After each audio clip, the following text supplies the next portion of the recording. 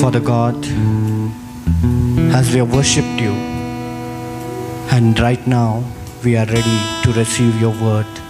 My prayer today, as Jeremiah 15:16 says, that let every one of us here will find your word and they will eat it, and that word will become joy and delight in their heart, and they will call because they are all called by your name, Lord.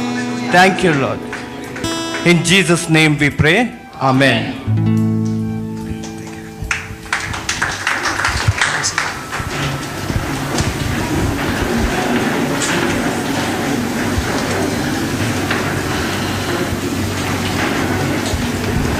Praise the Lord.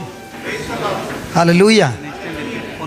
I'm so sure in these 3 days you are going to go through a journey, and everyone seated here are going to love me.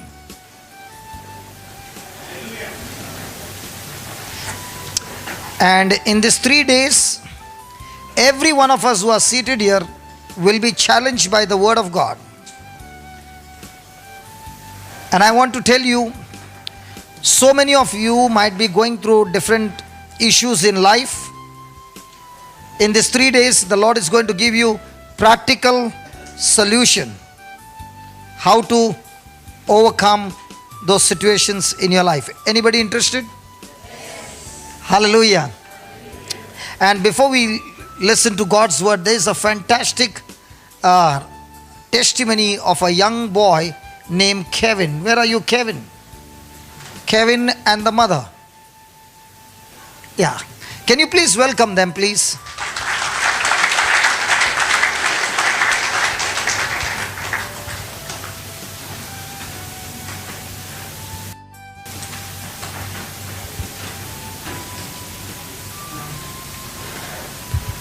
Hi, I'm Karina, Kevin's mother. This is my son. He's 12 years old today. I'm glad to say that Kevin today is cancer free. Praise God. We believe that the only reason that Kevin was affected by cancer is so that God and his glory could be shown to everyone. When Kevin, in fact, it happened last April.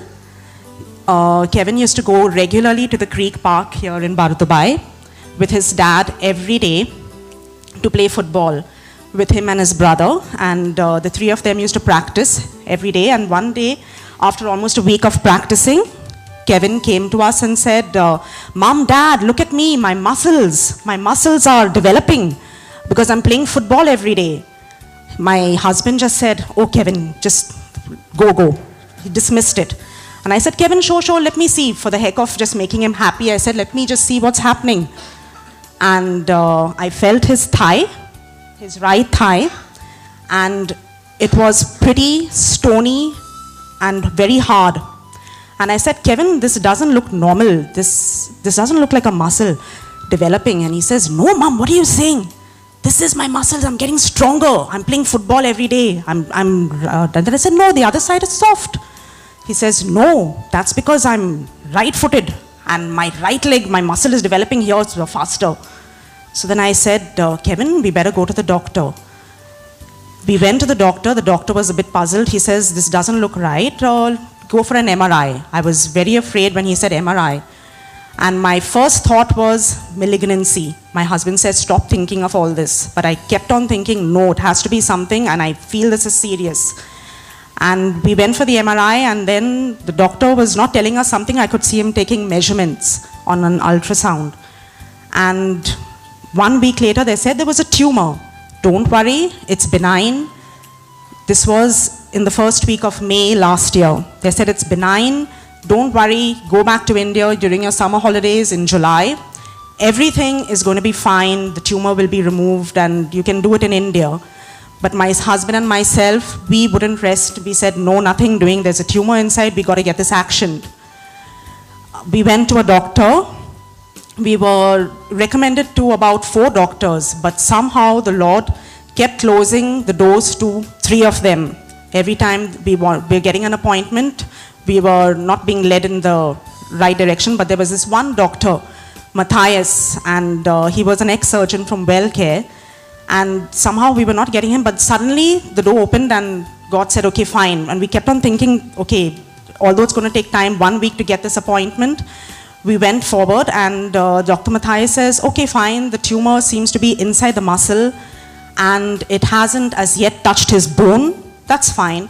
It hasn't cut his fat. I'm really surprised you all even found this, this tumor. How did you all even recognize it?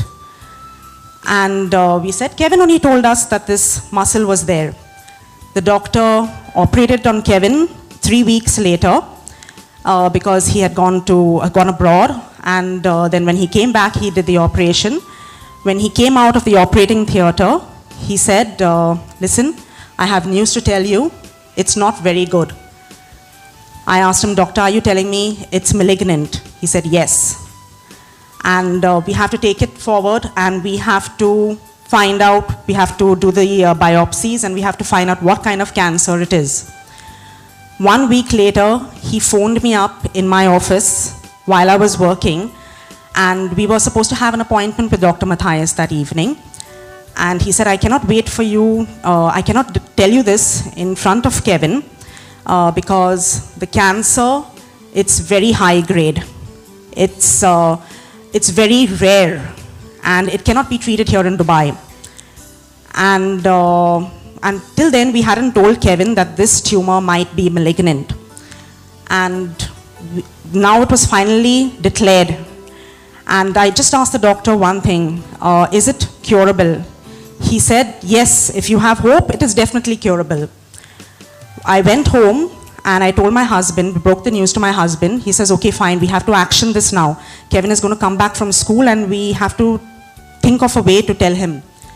Kevin came back and after his lunch, we said, my husband said, Kevin, by the way, I have some news to tell you. You know, your reports have come through. And Kevin just looked at us and said, hey, come on, what are you all trying to say? Stop looking like as if I'm going to die. Then he said, my husband said, yes, Kevin, the thing is you have cancer and it's a very rare cancer. Kevin said, don't look at me like as if I'm going to die. Jesus is already telling me I'm fine, I'm cancer free, the tumor is removed, I'm fine. So my husband said, Kevin, yes, you're looking at it very positively, but you know, the muscle now has to be removed. And the doctor saying that you may not be able to walk because your big muscles are being affected. Kevin said, oh my gosh, I'm an athlete now. But what did you say? I've got a rare cancer? Wow, does that mean I'm going to be a guinea pig or something? I'm going to be treated, I'm going to be used in research and stuff. So we said, Kevin, just cool it now. We have to just find out what we're going to do. We went to the doctor that evening and he told us, he started telling us about the cancer. We said, doctor, let's leave the cancer aside. Just tell us, what do we do now to start treating it? What do we do? Like, what do we do a PET scan? What about the CT? He says, listen, you're going too fast. Okay, then the Lord led us to exactly the right doctor, and he told us he knew the director of Tata Memorial in Bombay, and he immediately phoned him up, and it was God's will that he was never able to get this Dr. D'Cruz from Tata Memorial, who was the director of Tata Memorial. He was never able to reach him on his mobile. But that day when Dr. Matthias called Dr. D'Cruz, immediately he got through to him on his mobile and he said, of course I'm willing to see Kevin, call him next week. And it's so difficult to get an appointment in Tata Memorial. It takes sometimes months.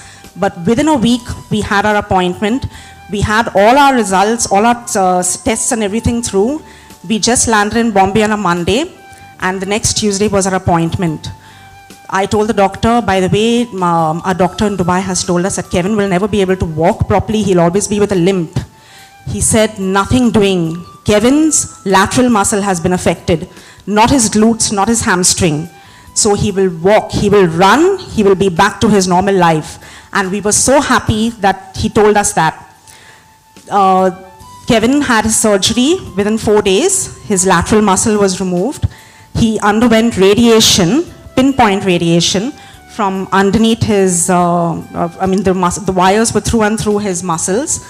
He went through 9 sessions, and there were a lot of friends, a lot of people who were with us. In fact, even the day that the cancer was declared, there was one particular person who prayed with me over the phone, and he's there, Brother Jason. He prayed with me over the phone, and he gave me courage that day, and he said, Karina, you have to surrender, and you have to say, thank you, Lord, for giving Kevin this cancer. That the only reason, thank you, Lord, for giving Kevin this cancer, because that's a wrong statement, okay? why? No, hold on. Listen. Why I'll tell you. Jesus said, the thief comes to steal, kill and destroy. I have come to give you life in abundance. God never gave you cancer. Satan is the one who gives you cancer. Wrong statement, okay? Might be. Okay, doesn't matter. I thanked him, and I believed that Kevin was going to get all right. I believed it. I never once thought of the negative. I always just looked towards him getting all right. He went through 6 months of chemotherapy, and he went through it all fantastically well. One day in the hospital, my husband, during the chemotherapy, my husband was telling Kevin, you know, Kevin, when we used to go to church, normally I used to go for the readings and go for mass and not pay attention. The readings were going on, and I don't even hear what's going on, and sometimes I don't even pay attention. I don't even pray sometimes, and hardly, we say the rosary and things like that. And Kevin said, Dad, that may be you, but not me. Whenever I'm in the washroom, that's my alone time, my one-to-one time with Jesus. And he's the one. He said, he's the one, Dad. He's the one who told me, hey, Kevin, check out your muscles. Go and show your muscles to your parents, man. And I said, Kevin, really? Did he say that? And he said, of course, I always talk to the Lord, I listen. And that's one thing that I've always taught my children, is not only to ask, but to thank, and also to sit in silence and to listen to what the Lord has to tell you. And Kevin has that gift. He can listen to what the Lord is telling him. And he's the one who said from the very beginning, don't worry about me. The Lord is already telling me that my tumor has been removed and I'm going to be cancer-free. Don't worry, I'm already cancer-free. And I kept on telling my people in the office, my son is cancer-free before he was even declared cancer-free. Kevin just went for his scans last week to WellCare, and he has been declared that everything is normal. He had a port. He had his port removed, the port which was to administer his chemotherapy. He had it removed just last Thursday, and it's almost healed. Tomorrow is his last appointment. For the next 3 years, every 6 months, he has to go for tests. But we believe it will never reoccur, and the Lord has done everything for him. God bless you. Thank you so much. Thank you so much. Praise God. Hallelujah. Thank God for the son's faith. Hallelujah. No matter what was spoken, he stuck to, God said it, I believe it, it is done. Praise God. Praise God. Let's close our eyes for a moment. Father, we thank you. Thank you for this wonderful testimony of Kevin. Lord, you said, my sheep hear my voice and they follow me. Truly, Lord, Kevin was hearing your voice, the voice of the Good Shepherd, and he stuck to that voice. This evening, as we are gathered here, O Lord, speak to us, and let every ear, that is, every person sitting here, I thank you, Lord, that their ears are anointed to hear your voice. Because the Bible says all these people, the great heroes in the Bible, they heard your voice, and they were no longer natural people, but they became supernatural, because from the time they heard their voice, from the time they heard your voice, Lord, mighty things began to happen in their life. So this evening as we are gathered here, O Lord, speak to us. Make this preaching, teaching very, very easy to understand. Give us practical understanding, knowledge and wisdom, O Lord, so that we can apply it in our day-to-day life and get out of every trap and every tactics of Satan. We thank you and we praise you. And Father, I ask you, Lord, to anoint me in a very special way, Lord, these 3 days to speak the word that will convict, not condemn, but convict every heart and challenge every heart to change their mind, their thinking. In Jesus' name I pray. Amen. Amen. Hallelujah. Hallelujah. Let's read it. 2 Timothy chapter 2 verse 19. 2 Timothy chapter 2 verse 19. Nevertheless, shall we all read it together? Nevertheless, the foundation of God stands sure, having this seal, the Lord knows them that are his. And let everyone that nameth the name of Christ depart from iniquity. The foundation of God stands sure. The foundation of God stands sure. There is only one foundation in the name of Jesus. There is no other name but the name of Jesus that we have salvation. Salvation from sin, salvation from sickness, salvation from every demonic activities, salvation from every work of Satan. And there is no other name but the name of Jesus. And this is a sure foundation. Then the word of God says, it is sealed. This foundation is sealed. And he says, the Lord, please read that. I like it. The Lord knows, the Lord knows them that are his. Isn't that great? But the question this evening is, the Lord knows them that are his. Do we know that we are of the Lord? Are you with me? I still remember when Don Moen came. Brother Avi, do I have the permission to share this? About the 3A. Okay, because I have to ask him. When Don Moen came, and there was a beautiful praise and worship, and there were different tickets that were sold, right? So, at that time, the same company was doing the audio, video, and Avi was in charge of the audio, video. So even I wanted to go, and I had no ticket. Praise God. And Brother Avi said, in the evening, you meet me in such and such place and don't worry about the ticket. Okay? So I waited near the coffee shop and he said, I will come there, but he did not come. He sent one of his men. And I said, did you get the ticket? He said, no. And I was standing there and he removed a badge and put it on my neck. And it said, A. What did it say? And he said, follow me. So I was looking at the cheapest entry. He said, not this one. So I began to go towards the next one. He said, not this one. And he took me through the entry which was the most expensive. And I said, listen, I don't have the ticket. He said, don't worry, you just follow me.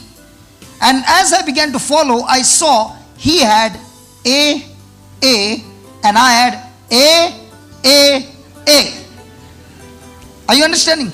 So when he walked, some of them, they did not ask him anything. But when I walked, they just moved. And I began to wonder. I've never forgotten. I still got that badge in my house. Every time I look at it, it reminds me of something that I witnessed that evening. They just allowed me to go as if I was not even a VIP. I don't know what. They would not stop me anywhere. And I came to Brother Avi and I said, Avi, I don't understand. What honor, man. And he said, brother, do you know what you got around your neck? I said, no. He said that AA gives you complete entry to even go on the stage and stand beside Don Moen and nobody questions you.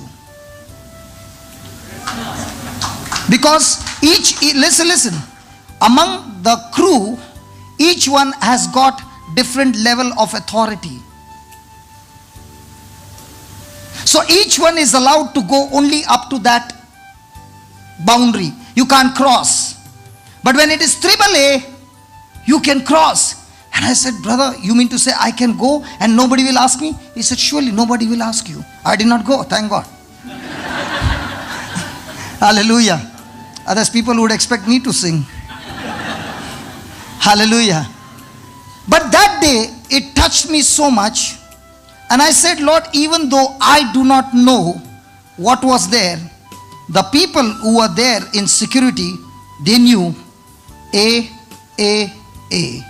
In the same way, the seal that God has put on you, that you belong to God, you don't know, but Satan and the demons know, and they actually back off when they see you. But because you don't know and you are filled with fear, now they are the one who are ruling over you. Are you understanding?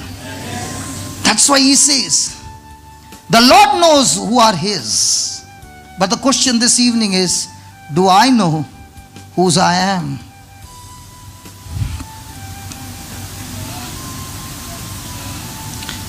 How do you think a son of Sheikh Mohammed would go around? He's a prince, right? How would he go? As a common man or as a prince? Is your father the King of Kings? The Lord of Lords? So who are you? And if you are prince and he is the light, so wherever you see darkness, are you supposed to cast that darkness out? Has he given you that privilege? Has he given you that authority? Is it your birthright? And if it is your birthright, are we supposed to use it? And that's why he says, let everyone that names himself in the name of Christ depart from all iniquity. Have you seen sometimes it so happens, some children are playing, okay? And one fellow is a real nasty one. So that lady, the two parents are talking, and that person will say, isn't he behaving like a devil? Never heard this sentence? Never heard this? Oh, why? He looks like a devil? No, the fruit can be seen. In the same way, the day you know whose you are and to whom you belong and what has been put into you, you will live the heavenly life, the supernatural life, the victorious life. Hallelujah. Hallelujah. Hallelujah. And when you start taking the name of the Lord, he says one thing, depart from every sin in your life.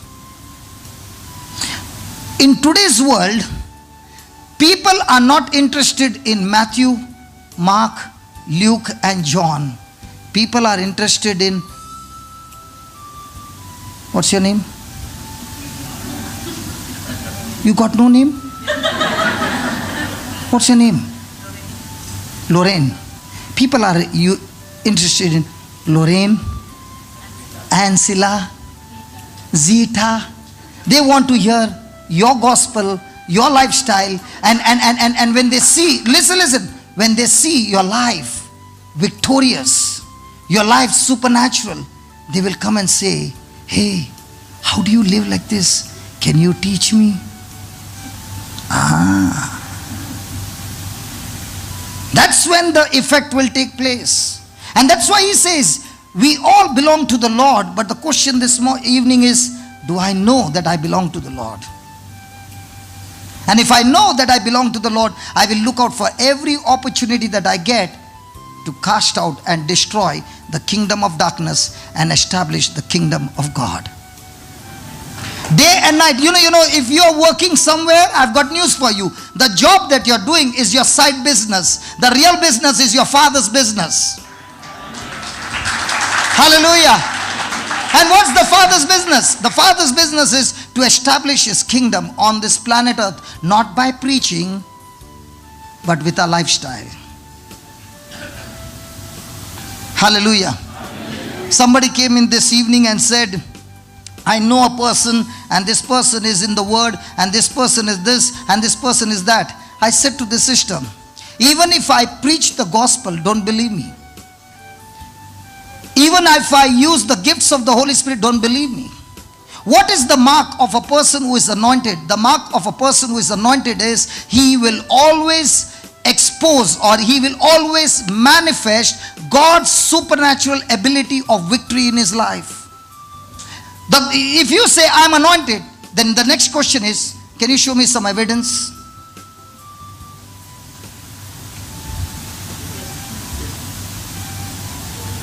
And what would that evidence be? Gifts? Gifts are given free.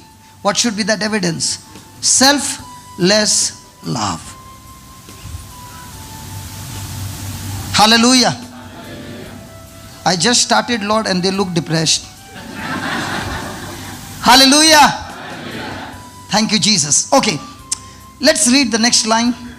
But in a great house, there are not only vessels of gold and of silver, but also of wood and of earth, and some to honor and some to dishonor. Praise God. Shall we pray to God to make us the vessel of gold and silver? Come on, he says there are two kinds of vessel, gold and silver, wood and clay. Vessel of gold and silver is vessel of gold and silver for honor, and vessel of wood and clay for dishonor. So shall we pray? Lift your hands up. Shall we pray? Come on, shall we pray? Yes. What do you want to be? You want God to make you the vessel of gold and silver, right? All those who want God to make you the vessel of gold and silver, lift your hands up. Come on, let's pray.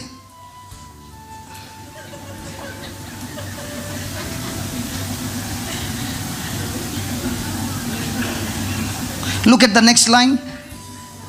Look at the next line. Read the next line, please. If a man therefore purge himself from these, what these? Iniquity.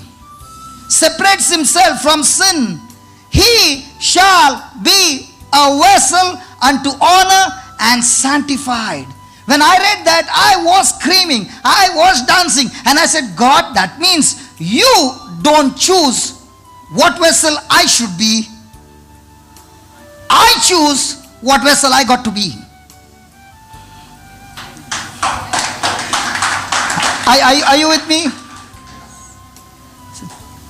If you are a person who is living in obedience, if you are a person who is walking in unconditional love, if you are a person who is a doer of the word of God, God says you shall be a vessel of honor. You shall be a vessel sanctified, separated, consecrated for special purposes.